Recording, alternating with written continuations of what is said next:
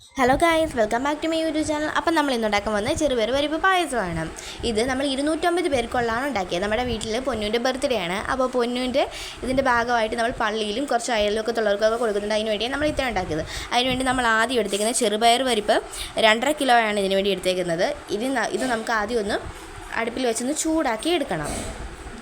കുറച്ച് നേരം ഒന്ന് ഈ ഒരു തവിയൊക്കെ ഇട്ടൊന്ന് ചെറുതായിട്ടൊന്ന് ഇളക്കി ചെറിയ രീതിയിലൊന്ന് ചൂടാക്കി എടുത്താൽ മതി.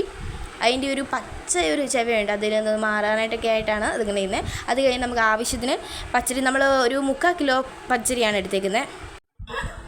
ഇതൊന്ന് കഴുകി വൃത്തിയാക്കി എടുത്തൊരു കുക്കറിലിട്ട് ഒന്ന് വേവിച്ചെടുക്കണം. എന്നിട്ട് നമ്മൾ പായസത്തിന് ആവശ്യമായ 5 കിലോ ശർക്കര നമ്മൾ എടുത്തിട്ടുണ്ട്. അതൊന്ന് ചെറുതായിട്ടൊന്ന് തല്ലിപ്പൊട്ടിക്കണം. തല്ലിപ്പൊട്ടിക്ക് എന്തിനാ വെച്ചാൽ പെട്ടെന്ന് ഉരുക്കി കിട്ടാനാണ്. എന്നിട്ട് ഒരു 2 ഗ്ലാസ് വെള്ളത്തിൽ ഒന്ന് ഉരുക്കിയെടുക്കണം. അതിൻ്റെ അത്ത ഇവിടെ ചെമ്പ് ഇവിടെ നമ്മൾ വാടകയ്ക്ക് എടുത്തുകൊണ്ട് വന്നേക്കാണ്.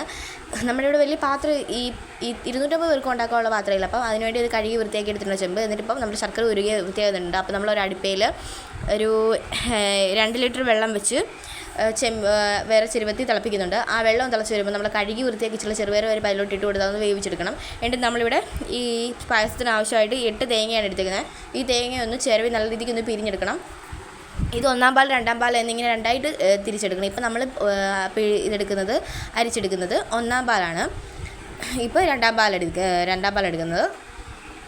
ഇപ്പം നമ്മുടെ പച്ചരി ഇവിടെ വെന്ത് വന്നിട്ടുണ്ട്. അപ്പം നമ്മുടെ ചെറുപയർ പരിപ്പിലോട്ട് നമുക്കിത് കുറേശ്ശെ വീതം ചേർത്തൊന്ന് ഇളക്കി കൊടുക്കാം. എന്നിട്ട് പച്ചരി ചേർത്ത ശേഷം നമുക്ക് 2-ാം പാൽ ചേർത്ത് ഈ പായസത്തിന് ഈ ചെറുപയർ പരിപ്പിലൊന്ന് വേവിച്ചെടുക്കുക. ഈ ചെറുപയർ പരിപ്പ് ആ 2-ാം പാലിൽ കിടന്നാണ് വേവേണ്ടത്. അതിന് നമ്മൾ ഇതിലോട്ട് 1/4 കിലോ ചവ്വരി ചേർക്കുന്നുണ്ട്. ഈ ചവ്വരിയും പച്ചരിയുടെ ഇതും ഈ ചെറുപയർ പരിപ്പ് 2-ാം പാലിൽ കിടന്ന് നല്ല രീതിക്ക് വെന്ത് വരണം. ഇപ്പോൾ നമ്മൾ ചെമ്പിലോട്ട് മാറ്റിയിട്ടുണ്ട്. ഈ ചെമ്പിലോട്ട് മാറ്റിയ സമയത്ത് പായസം ഏകദേശം ആയി വരാറായി. അപ്പം നമ്മൾ അതിലോട്ട് നമ്മൾ 1-ാം പാൽ ചേർത്ത് കൊടുത്ത് സാവധാനം ഒന്ന് ഇളക്കി കൊടുത്തുകൊണ്ടേ ഇരിക്കുകയാണ്. ഇത് കൈയെടുക്കാതെ ഇളക്കി കൊടുക്കണം, അല്ലെങ്കിൽ അടുക്കി പിടിച്ച് ഇത് കട്ട കെട്ടി പോയിരിക്കുകയാണ്.